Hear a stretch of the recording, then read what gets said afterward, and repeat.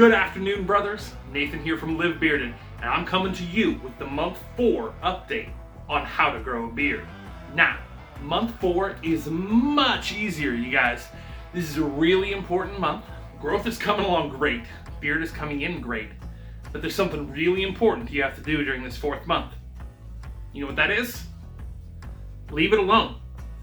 Now, I know we've talked a lot in this video series already about different trimming techniques, and you may be expecting more of that, but the nice thing is that all of the prep work that you've done up to this point has let you get to this point now where you don't need to do anything to it. Just leave it alone. You can still get in and do your maintenance kind of trims, the little stuff we've talked about. Go back and watch the other videos if you're not familiar with the technique, but just treating it like a hedge, staying on the outside and just shaping off the flyaways. But other than that, the major shaping structural stuff is done. You've laid the foundation, now it's time to build the building. Speaking of foundations, let's talk a little bit about the neck beard, the under beard. Now, as you can see, I'm starting to let mine grow back out. Just even that little bit that I was trimming before, because the under beard is the foundation on which your beard rests. Now, just like any other structure, the bigger it gets, the bigger the foundation needs to be. Have you ever seen those beards that are just huge and massive, but you can see right through them? A lot of times that is because they're not growing the underbeard out. The underbeard is what actually gives the fullness and that thick appearance that you don't see through to a larger beard. And since I'm continuing to grow for the entire year, I definitely want to start letting that grow in a little bit more so that when it gets big, it's got a fuller appearance. The other part of leave it alone, besides just the trimming, is the touching it. Now, I know it's hard to not stroke your beard. I mean, what else are you supposed to do while you're deep in thought? But I will tell you that it does have some adverse effect on your beard. I get this little wavy line in here, and I've heard a lot of you guys complaining about that line before. Kind of that one spot that just waves on the side.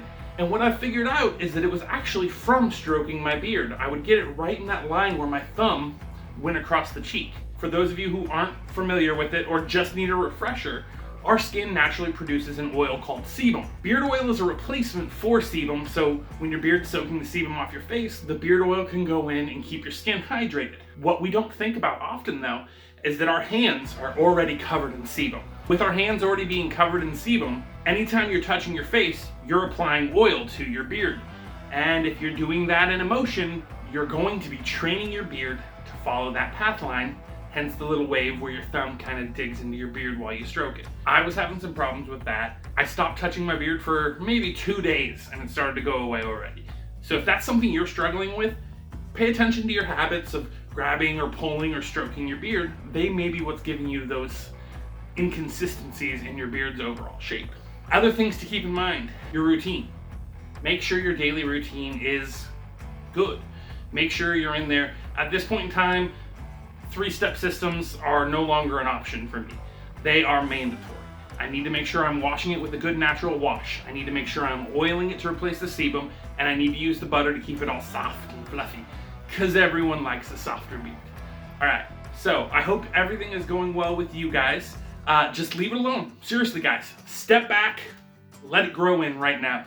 Now's the time. You've done the hard part. You did the prep work. Everything is shaped. Now it's going to grow into the beard of your dreams. So step back, leave it alone, keep up with the care, maybe some small maintenance trims. Other than that, nothing major. If there's anything you're going through that I didn't cover today, please make sure you leave me a comment.